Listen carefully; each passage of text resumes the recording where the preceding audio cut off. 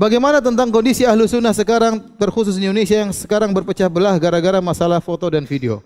Ini ahlu sunnah. Seperti apa yang ribut gara-gara foto dan apa? Video ya.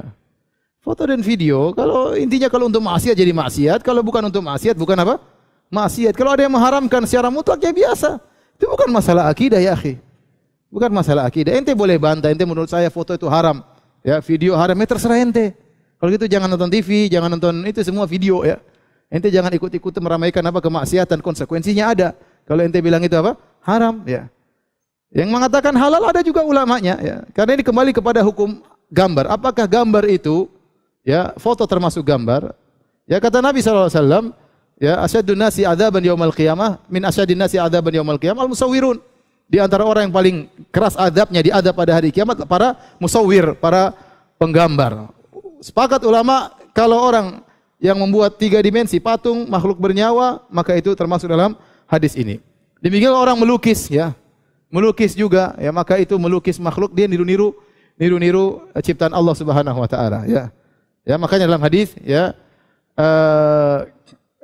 di antara sebab illah kenapa menggambar itu dilarang karena ada mudhahat, yaitu menyaingi ciptaan Allah Subhanahu wa taala. Dan dalam foto tidak ada hal tersebut, tidak ada mudhahat. Sama seperti orang berdiri di atas cermin, nampak wajahnya, tinggal diabadikan. Tidak ada yang mengatakan ini lukisanmu, tidak ada. Semua mengatakan ini benar-benar ciptaan Allah, cuma kamu abadikan dalam sebuah apa? Foto ya. Paham? Jadi yang benar wallahu alam bisawab, ini pendapat Syekh Utsaimin dan pendapat ulama yang lainnya bahwasanya seperti Al-Khathlan, ulama kibar ulama sekarang, bahwasanya foto tidak mengambil hukum gambar. Tergantung, kalau dia digunakan untuk kebaikan enggak ada masalah. Kalau dia digunakan untuk kemaksiatan maka hukumnya apa? Haram. Video pun demikian. Tidaklah video kecuali kumpulan foto-foto ya. Ya kalau ternyata video tersebut digunakan untuk yang haram maka haram, kalau digunakan untuk baik maka yang baik. Di Saudi juga ada ulama yang berpendapat demikian. Ada yang mengatakan foto haram, ada yang mengatakan foto halal. Namun mereka tidak ribut. Yang ribut yang bahlul-bahlul di sini. Mereka tidak ribut, bantah selesai. Ya, kenapa harus ribut ya? Ente ribut enggak keren sekali. Kalau keribut sama orang Syiah, oke lah keren ya. Akidah Al-Quran kurang dan ya. Ente ribut masalah foto ngapain ya? Tidak semua harus kita ributkan. Kalau setiap permasalahan kita ributkan banyak sekali. Ente makanya belajar buka Bidayatul Mujtahid buku fikih. Ente baru buka Thaharah silafnya ratusan. Ente baru buka salat khilafnya mungkin berapa puluh, berapa khilaf banyak sekali. Mau setiap khilaf mau ribut. Ini kan masalah penting, masalah bersuci. Ya penting-penting tapi ini masalah khilafiyah. Ngapain kita apa? Ada masalah yang kita harus tegas, masalah akidah. Makanya Ibnu Taimiyah waktu ditanya, kenapa Anda tidak menulis tentang akidah? Kata Ibnu Taimiyah, kalau masalah fikih, selama tidak menyelisih ijma' maka tidak boleh disesatkan. Selama tidak menyelisih apa?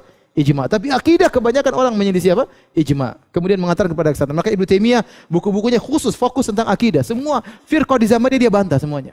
Mau Nasrani, mau Syiah, mau Mu'tazilah, mau Jahmiyah, mau Asy'ariyah, dia bantah seluruhnya.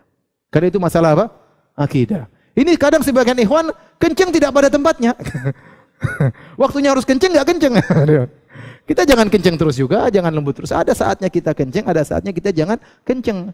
Kenceng pada perkara yang tidak harus kenceng, kenceng yang tolol. Ya, jangan.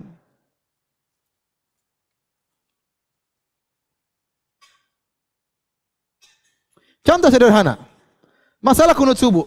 Masalah kunut subuh. Kita bisa sampaikan kunut subuh hukumnya bid'ah menurut saya, dan ini pendapat mazhab Hanafiyah. Bisa kan dengan santai. Adapun mazhab Syafi'i sunnah, mazhab Maliki sunnah, mazhab Zahiri sunnah. Ibnul Qayyim mengatakan boleh sesekali. Az-Zahabi mengatakan boleh sesekali. At-Tabari mengatakan boleh sesekali. Ternyata jumhur ulama mengatakan sunnah. Abu Hanifah mengatakan apa? Bid'ah. Imam Ahmad mengatakan tidak disunahkan tapi tidak dibid'ahkan oleh Imam Ahmad. Saya pilih pendapat Abu Hanifah. Selesai kan?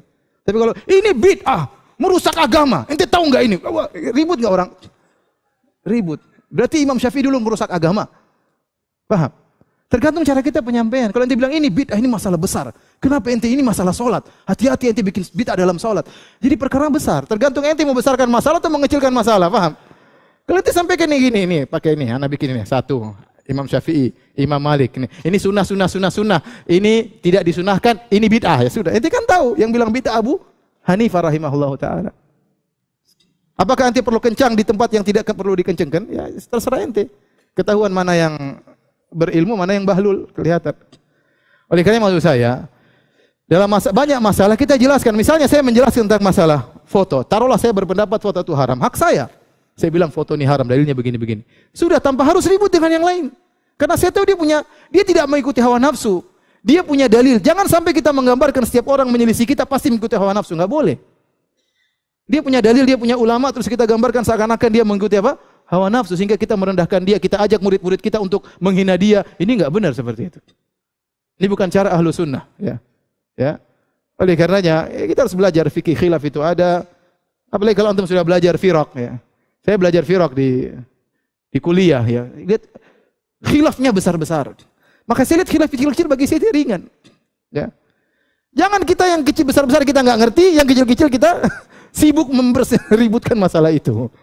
Ya nggak benar, khilaf tetap selalu ada. Pandangan selalu berbeda-beda. Kita mengajak semua orang ikut kita belum tentu. Sekarang kita saja terkadang berpendapat begini, besok kita berubah. Ustadz kita terkadang begini, bisa jadi dia berubah di kemudian hari.